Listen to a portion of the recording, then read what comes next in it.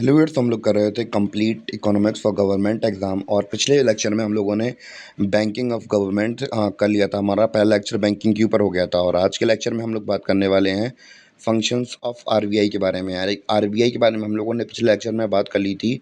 और आज के लेक्चर में हम लोग बात करने वाले हैं आरबीआई के फंक्शन के बारे में कि आरबीआई का एक्चुअली काम क्या क्या होता है। तो सबसे पहले हम लोग बात करेंगे करेंसी अथॉरिटी, यानी कि मुद्रा प्राधिकरण। यानी कि अगर हम लोग बात करें कि कौन कौन सी अथॉरिटीज़ हैं भैया, हमारे कंट्री के अंदर कौन कौन से डिपार्टमेंट के पास अथॉरिटीज़ होती हैं नोट वगैरह को प्रिंट करने की, उसके बारे में देखते हैं। तो भैया अगर हम लोग बात करें 1 रुपये से ज़्यादा अमाउंट की करेंसी के नोट होते हैं तो भैया उसे जारी कौन करता है? उसको जारी करता है भैया अपना आरबीआई जारी करता है। करेंसी का जैसे 2000 का नोट हुआ, 500 का नोट हुआ, तो उससे ज़्यादा 1 रुपये से ज़्यादा का नोट हुआ तो उस करेंसी के नोट को कौन प्रिंट करेगा? आरबीआई प्रिंट करेगा, यानी कि रिजर्व बैंक ऑफ इंडिया, यानी कि हमारे इंडिया का सेंट्रल बैंक। ठीक है, क्लियर हो गया। और इम्पोर्टेंट बात यह है कि भैया 1 रुपये का नोट और जितने भी कॉइन होते हैं तो भैया कॉइन इशू करने की पावर किसके पास है? फाइनेंस मिनिस्ट्री के पास है, यानी कि वित्त मंत्रालय के पास पावर है कि वो क्या करें, 1 रुपये का नोट प्रिंट करते हैं। और बाकी जितने भी कॉइन्स हैं सबको प्रिंट करने की पावर किसके पास है? उन सभी को प्रिंट करने की पावर है भैया वित्त मंत्रालय, यानी कि फाइनेंस डिपार्टमेंट के पास। क्लियर था? और भैया इससे फ़ायदा क्या क्या है? अगर हम लोग बात करें कि आरबीआई से प्रिंट कराने के, तो भैया अगर करेंसी इशू कराने के लिए सिंगल अथॉरिटी होती है तो भैया इससे स्टेबिलिटी ज़्यादा होती है। तो एग्जांपल के तौर पर मान चलिए कि अगर आप लोग किसी प्लेटफॉर्म पे पढ़ रहे हैं तो भैया एक सब्जेक्ट को 5 अलग अलग टीचर पढ़ा रहे हैं, एक टॉपिक वो पढ़ा रहा है, एक टॉपिक वो पढ़ा रहा। तो भैया एक सब्जेक्ट में अंडरस्टैंडिंग होती है, एक कंटिन्यूटी बनी रहनी चाहिए। तो भैया अगर एक टीचर पढ़ाएगा तो भैया उसमें स्टेबिलिटी ज़्यादा होती है। तो अगर एक सब्जेक्ट को अलग अलग टीचर पढ़ा रहा है तो भैया आप ये कहेंगे सर ने ये वाला टॉपिक करा दिया, अब वो सही समझ में नहीं आ रहा, इनका समझ में आ गया तो भैया यही पढ़ा दो, बढ़िया है। तो ऐसे करके सीन तो कन्फ्यूजन नहीं होती है और स्टेबिलिटी बनी रहती है। तो भैया इससे फ़ायदा क्या है कि भैया स्टेबिलिटी बनी रहती है। दूसरा फ़ायदा क्या है? सरकार के लिए सिंगल अथॉरिटी को मॉनिटर करना आसान होता है। अब भैया अब खुद सोच के देखिए, एक क्लास हो, एक क्लास कोई टीचर का एग्जाम्पल दे रहा, तो टीचर के लिए आसानी क्या होगी कि भैया वो एक बच्चे को देखे कि या वो एक साथ 50 बच्चों को एक साथ बैठा है कमरे में, एक बच्चे को समझा रहा है तो भैया ठीक है, अगर नहीं आ रहा तो भैया डाउट पूछ ले, भैया तुम्हें बताओ क्या डाउट है। तो भैया इंटरेक्शन थोड़ी ज़्यादा होती है तो भैया बच्चे को थोड़ा ज़्यादा समझ में आता है।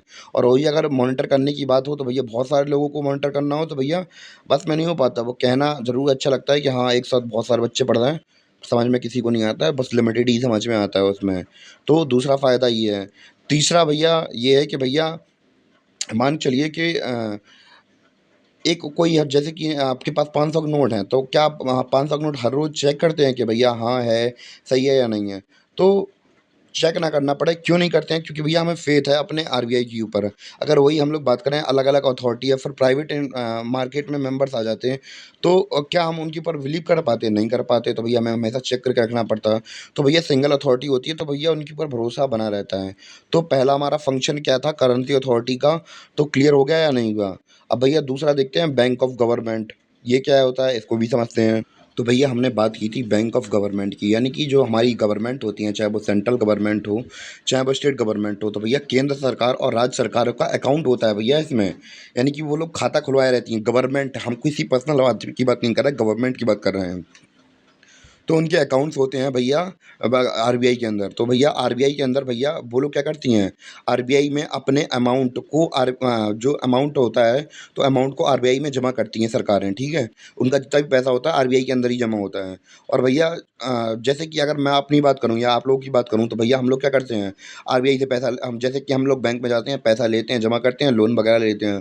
तो उसी प्रकार भैया जो सरकारें होती हैं तो सरकारों को आरबीआई से लोन भी मिल जाता है। तो यानी कि लोन भी देती है भैया आरबीआई किसे, गवर्नमेंट को।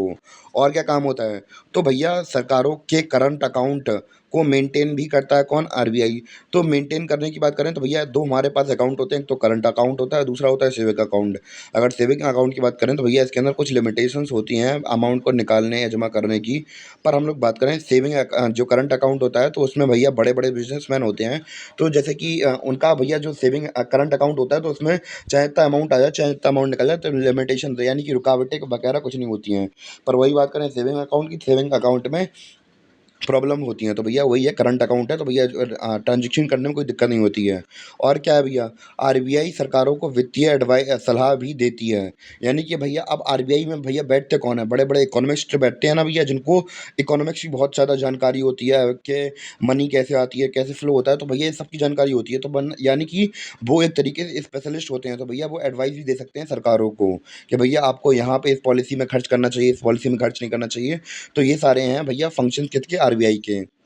ठीक है, इतना क्लियर हो गया। अब हम लोग बात करेंगे बैंक ऑफ बैंक।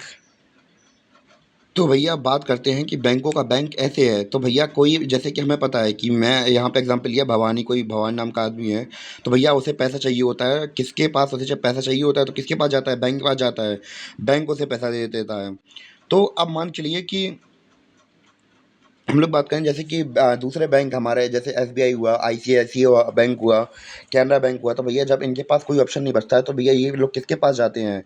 ये जाते हैं आरबीआई के पास। तो भैया आरबीआई के साथ बैंकों के फंक्शनिंग कुछ होते हैं, उनको समझते हैं। सबसे पहले हम लोग बात करें कि कोई भी हमारा बैंक हो, ठीक है? तो अब जो कोई भी बैंक होता है इंडिया के अंदर, तो भैया उन्हें क्या करना पड़ता है? कोई सेंट्रल में कोई हमारा बैंक है, तो उनको कुछ अमाउंट में पैसा जमा करना पड़ता है, किसके पास? हमारे आरबीआई के पास। यानी कि इसे क्या बोलते हैं? Cash reserve ratio. यानी कि उन्हें कुछ अमाउंट में पैसा रखना पड़ता है, किसके पास? आरबीआई के पास रखना पड़ता है। जैसे कि अगर हम लोग बात करें इमरजेंसी की सिचुएशन पड़ गई, तो भैया इनके पास जब पैसा नहीं बचे तो भैया कुछ ना कुछ अमाउंट तो हो इनके पास, जिससे कि ये लोग अपना काम चला सकें। तो भैया सीआरआर की फॉर्म में, इन्हें कैश रिजर्व रेशियो की फॉर्म में उन्हें आरबीआई के पास जमा करवाना पड़ता है। पहला फंक्शन तो ये हो गया। दूसरा फंक्शन देखते हैं, लेंडर ऑफ लास्ट रिजॉर्ट। इसका मतलब क्या है?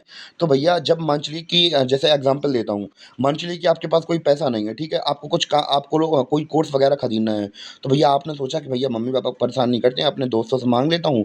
जब भैया होंगे तो जब मेरे पास हो जाएंगे तो कभी ना कभी मतलब 1-2 महीने बाद हो जाएंगे, तो भैया दोस्तों को वापस कर दूंगा, कैसे भी करके मम्मी पापा से लेके कर दूंगा। आपको पता है कि मम्मी पापा की फाइनेंशियल कंडीशन अच्छी नहीं है, तो भैया आपने अपने दोस्तों से कहा, दोस्तों से खूब मांगने के बाद उन्होंने मना कर दिया, तो भैया अब आखिरी ऑप्शन क्या है? भैया अपने पेरेंट्स से ही मांगना पड़ेगा ना। अब चाहे जितनी प्रॉब्लम चल रही हो, वो कर देंगे अरेंज, आपको पता है। तो भैया अब वैसे ही हम लोग बात करें बैंकों के पास, भैया लास्ट रिजॉर्ट मतलब आखिरी ऑप्शन क्या होता है?